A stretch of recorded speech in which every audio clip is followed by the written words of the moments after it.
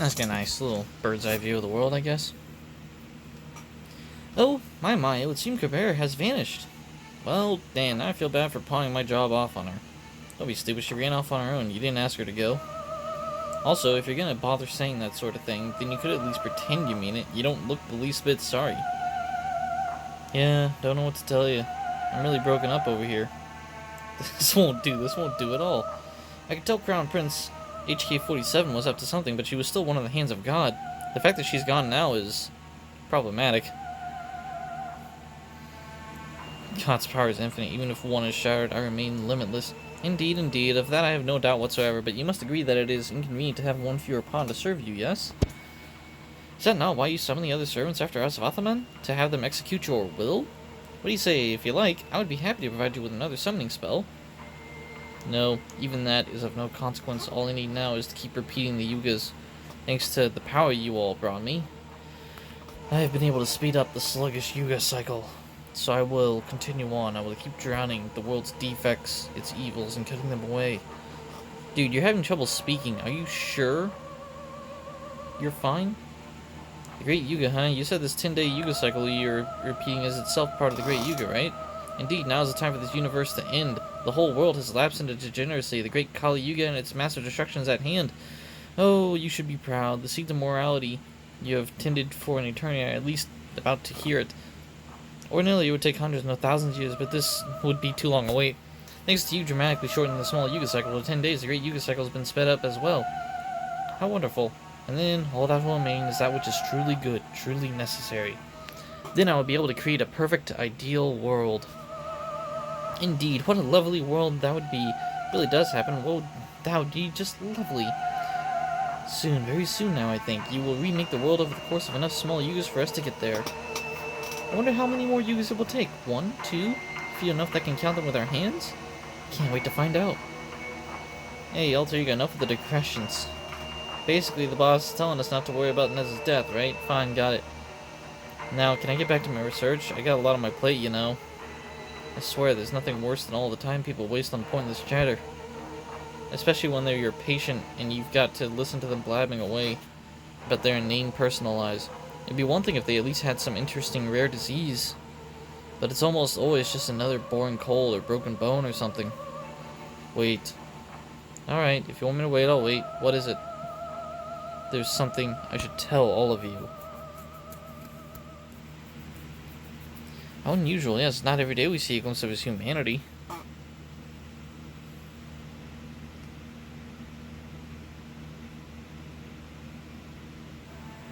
Woohoo!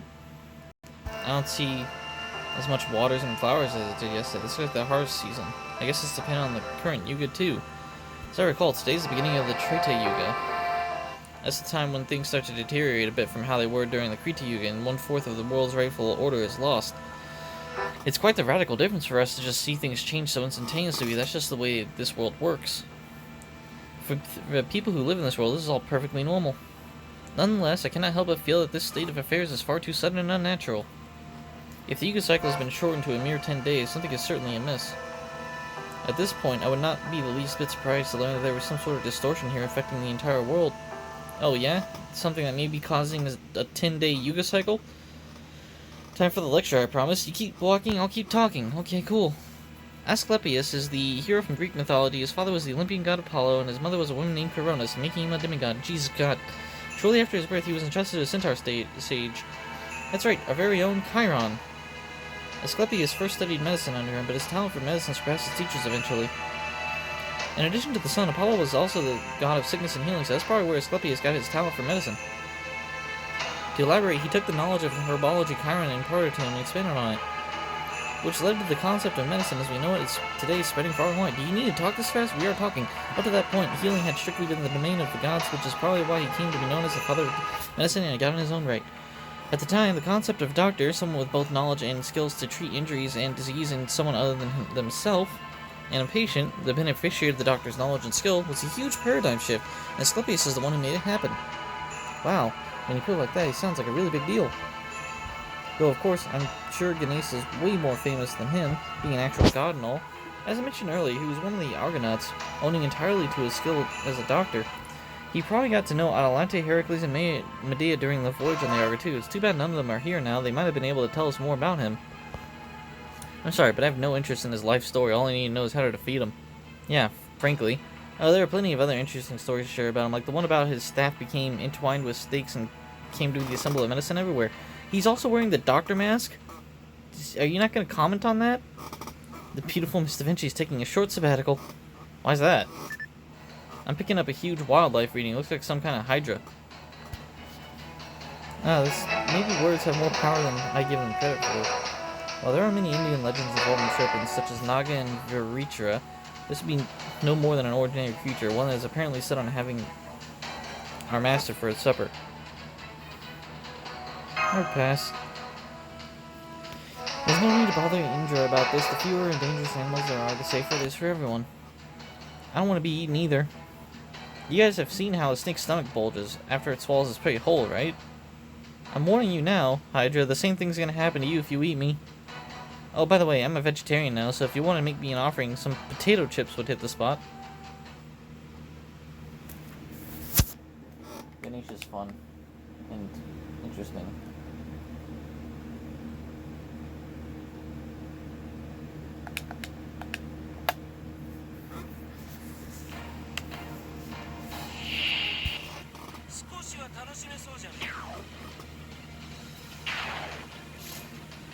Okay. I guess he's telling us to hit that one first. Man, how long does it last? 3 turns? We might be able to do this.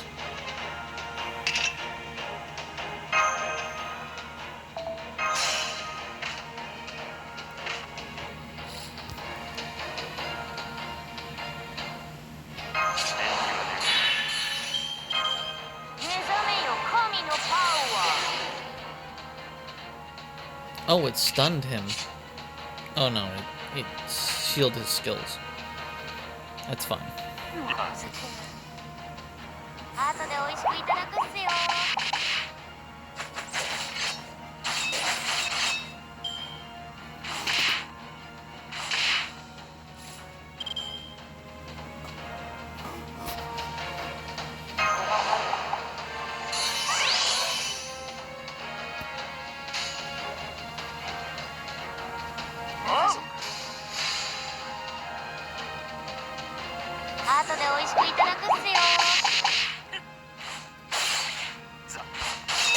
I like that she's literally hitting enemies with food.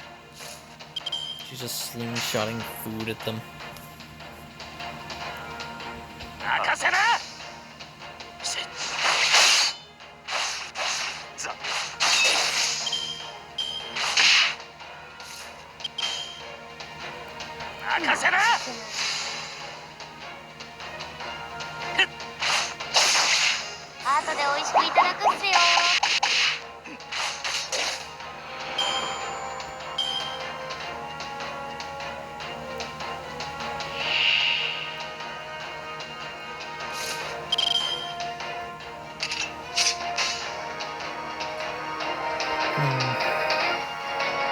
Well, this would be a very fitting time for him to do his goodness.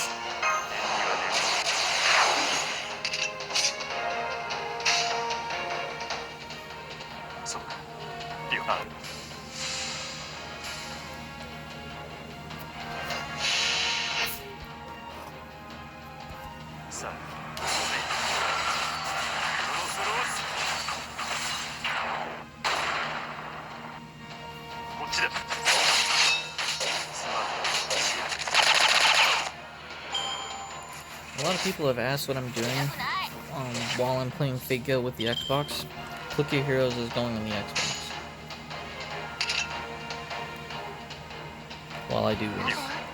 For achievements.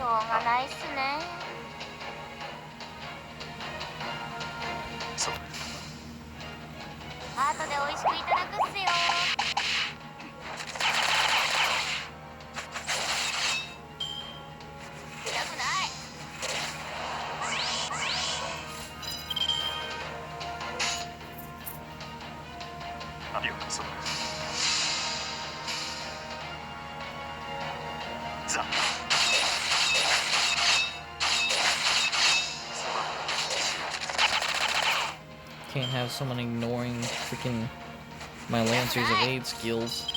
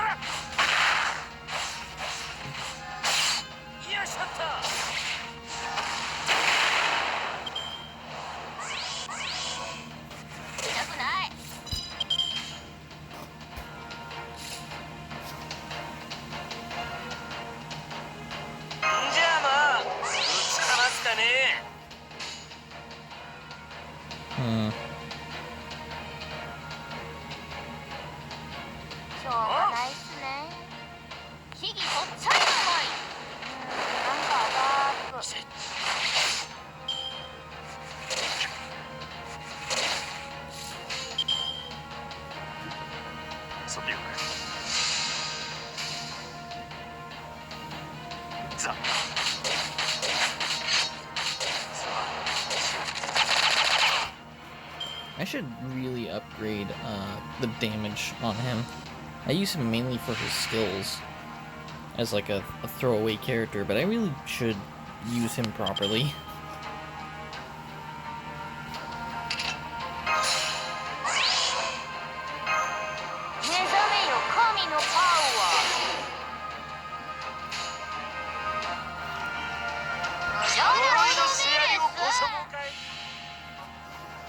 This thing's screwed.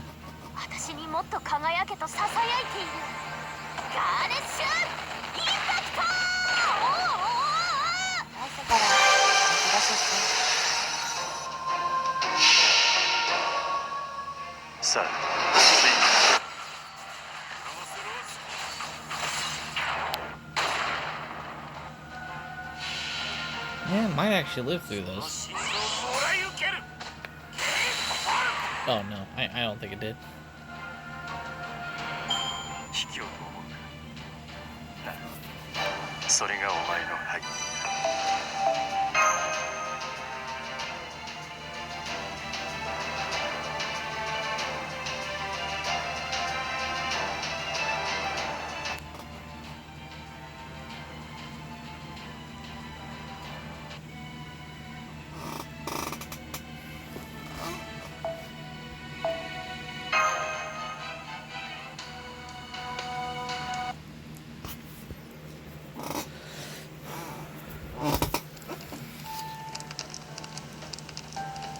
Food time!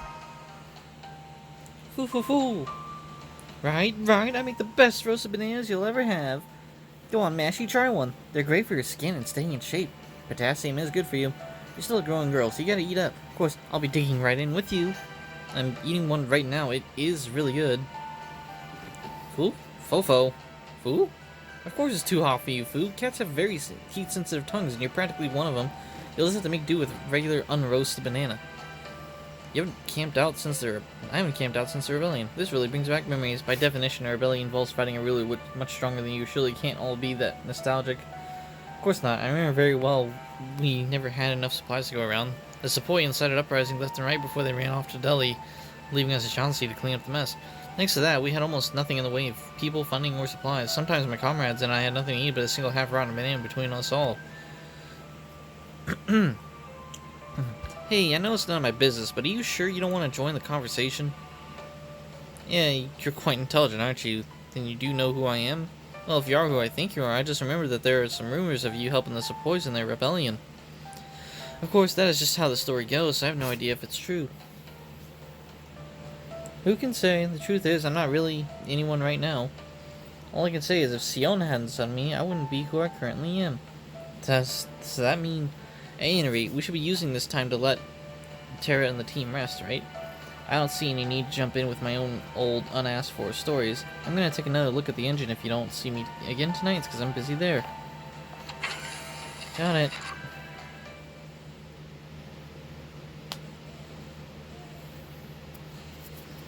Seems you're no ordinary queen either, though I could already tell as much from the way you fight. Are you saying a queen who would sleep on the ground is no true queen? Not at all. Sita's said to have been born on the ridge between two rice fields. If anything, I'm fond of women who have an earthly scent. Oh, I guess the really famous heroes are natural Casanovas. I'll have to make sure I remember this. Why would you do that? Wait, you're not planning on telling Sita about this if we find her, are you? You got it all wrong. I wasn't making a pass at her. I know that, silly. Of course I won't tell Sita about this. Don't lie to me. It's written all over your face.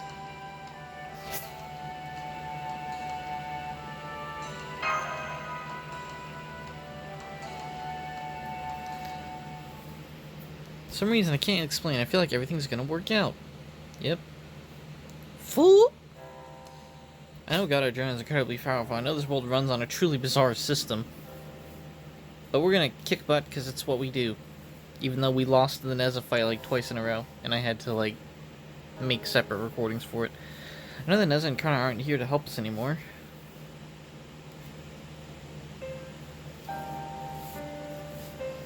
We've seen some very painful things. Yeah?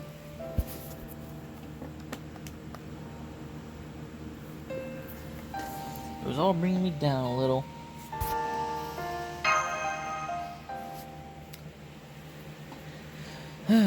But now, having us all gather around a campfire feels more optimistic.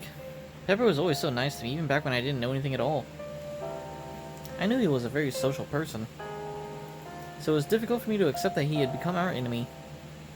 But now we're sitting around the same campfire, united in a common goal. It's all so nostalgic. Makes me feel really happy. And you know, I'm actually kind of hopeful right now. Maybe, just maybe, Asclepius, the caster we're about to face, will have his own feelings about this world, just like Neza did. So if we talk to him, maybe there's a chance he'll be willing to help us out. Oh, you've grown up so much to be a good girl. I'm so glad to hear you think that. Huh, Pepe? Of course I'm not too hopeful about my own prospects, so I can't share your optimism. But in that sense, we each have to place our own bets, so it's nothing you need to worry about. You're right, it's definitely not impossible. It might well be worth our while trying to talk to him and William, even if they are Lokapala. But I don't think we should waste our breath on Osvathaman. Makes you say that. You saw what he's like when we fought him before. You know how fiercely determined he is. You can't give anything that much effort unless you truly, really believe what you're doing. Yeah, he wouldn't stay down, alright. Let's just bounce right back, even if the wound is fatal. He was nowhere so durable when he was with me, so it must be something with the divinity Arjuna gave him. But at any rate, he didn't even think to pretend he was out of commission so he could take it easy until his wounds finished healing, right? He's as hardcore as they come. So I don't think we should get our hopes up about him secretly hating this world and being willing to betray it. If anything, he seemed to me like he cared more about serving Arjuna than anything else. Not because Arjuna's his master now, I got the impression that he's a true believer in what Arjuna is doing. He and Arjuna might have been enemies back when they were human, but I'm pretty sure Arjuna is way beyond thinking about the Kauravas and the Pandavas at this point. I always meant to try to get to know Osvathaman better, but I was so busy when this lost spell was first made that I kept putting it off. I really wish I'd made the time for him. Maybe then I'd at least have an idea of what he's thinking now. Yeah, you're a failure as a master, got it. Oh my, you trying to slap some sense into me? Little animal? Trying to tell me I shouldn't have let my contract with my servant be taken away? Yes, you're right, I'm his former master, so I feel responsible too. Even then, he always seemed like he was angry about something, so he couldn't have been less alike. But I didn't mind that. I figured that way I could let him handle everything that wasn't in my wheelhouse. Not to mention, he was always an incredible fighter. Angry, huh? That's true. He was always super pissed off. Is there, like, any reason for that? Or is that just how he is? I'm not sure. All I know is he was like that right from the time I summoned him. So who knows? Maybe that is just how he is. There's one story that says he attacked an enemy army in the dead of night out of anger over his father's murder. Even though that sort of thing was absolutely against the rules of warfare at the time. Anywho, as a servant, he's always been fueled by rage. I'm sure there's more to him than that, but his rage burned so hot it seemed like it subsumed everything else. In some aspects, you could say he was a bit socially awkward. Sure. Punching people in the face first and asking questions later would make you socially awkward, in a manner of speaking. As in your fist do more talking than your face does. It scares me. Honestly, I don't know what he'd be like now if I was still his master. It sounds like he would have been a very helpful ally. Yeah, you think? I have a feeling a lukewarm puddle like me would only have cooled him off and not in a good way. Anyway, I'm sure that wherever he is now, he's mad as hell about something. I swear, I don't know how he does it. It takes just oodles of passion to stay angry all the time. You know, bad-tempered. Oh yes, his heart simply burns with passion. When you grow up, you'll understand just how hard and sad it is that you burn yourself out. That kind of white-hot rage usually just doesn't last. Most of the time, anger quickly gives way to regret and despair. I can't even imagine what it would be like to be truly angry all the time. Even sincerity only gets you so far. I mean, how long do you think a dandelion seed like me goes wherever the wind takes him would last? If my hair ended up blowing off in my fury, I wouldn't have anything left. Sounds like it's taken the Buddhist idea of world as burning house of suffering a little literally. And honestly, I can't imagine how a guy named Pepperoncini isn't really living it up. Right? Pepperoncini's a great name if I do say so myself, and it suits me perfectly.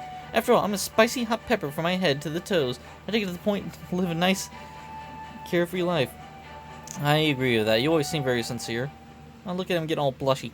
You never got angry, nah, but you easily made up for it with how hard you were on yourself. Besides, this said that masters summoned servants who are a lot like themselves. You may be very open-minded, but underneath all that, your white-hot rage and powerful conviction to not lead an easy life. Oh my, that's very kind of you, and you're giving me way too much credit. I know you wish you'd get along with us, with the Cryptors, I mean, since you were also used to be part of Team A. But you really gotta give that up, girl. If you don't, you'll just make trouble for yourself, your master, and us. We were all loners well before we were Cryptors. That didn't change just because we joined a group. Some of us have our own ideals, some of us have faced major oppression, some of us are natural rebels, some of us are born in the wrong place. Lost humanity entirety. I just started putting commas in there because I got tired of reading some of us. There was not a good person among us, not any of them, and not me either. I mean, we sold out all of mankind and joined forces with the foreign god just so we could survive, remember? Maybe you could have a little survivor's guilt at being the only one left, but you don't have to feel bad. This is always going to happen to us. Always gonna happen? Where are you getting this from? Still, I really did enjoy my life in Chaldea, so for me, you might even have to say it gave me a reason to live. I don't quite get what you're talking about, but I can see it's your man of conviction. Please, shut up. You have quite the keen eye, don't you? I've noticed helping us in battle ever since you joined. That keenness doesn't seem entirely physical either. Is it some sort of magecraft? Oh yes, it's divine power, just like the kind you use, Ramie. It's a technique I came up with to let me use the power of the gods in my own body. I'm also pretty good at Jinsokutsu, Tashinsu, and Rojinsu. Jinsokutsu, Tashin, fucking whatever. This is one of those terms that were heard somewhere. Administrative advisor? You know anything? Those are 3 of Japan's Shigendu six normal Buddhist powers. Blah, blah, blah. Alright, we're getting into words I don't even feel like reading because of the fucking how fast the text scrolls. I do understand the concept, but I struggle to articulate it and make myself understood. It's something unique to Buddhism, almost, an awareness of one's destiny not dissimilar to enlightenment. Oh, Nirvana? Cool. I'm impressed you know that much about Eastern philosophy. You really are a great detective, aren't you? I would say Rojinsu is the power to know oneself well, maybe? That's a good way to remember it as any. Of course, I doubt you'll have much use for it, being Mash's master and all. I mean, knowing that much about yourself, that's just asking for trouble, right? Interesting. Rojinsu is said to be a state of mind that quells all doubts, yet he thinks of it as asking trouble. Why do you call yourself a dandelion seed, and why do I care? That's what you're concerned about? Yeah, exactly. I don't know why I'm concerned about that either. Ever since I've been an international stranger, Chaldea is the first place in my life I could actually call home. So why'd you run away from it? Because there wasn't anything there for me. I didn't get along with anyone in my family, extended or otherwise.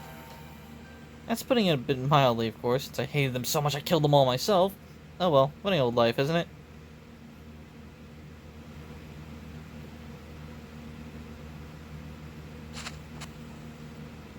Rage, rage, rage. Rage, rage, rage. Hey man, you okay, Osauthman? You having a good time?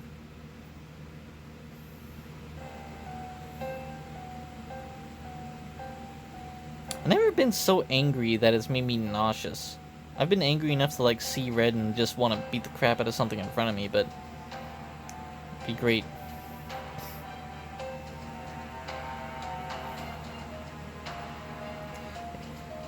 Yeah, the great Yuga can't get here soon enough for you. Cool.